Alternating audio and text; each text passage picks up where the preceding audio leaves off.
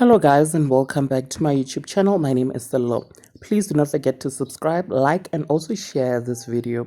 So Mnakwethu season 1's Mashelembe, who is popularly known as Mashelembe, is back in the spotlight again, you guys, and this time she said she is living in poverty.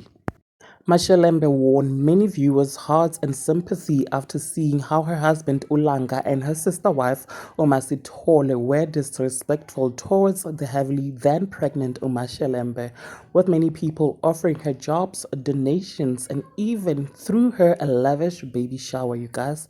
And it was, however, revealed that she declined many job offers which she received.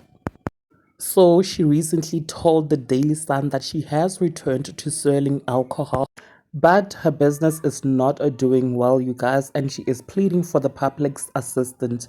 She said this: I am actually starving and I have no other income except for this business. In 2021, I had 2 baby showers, which I really appreciate, she said.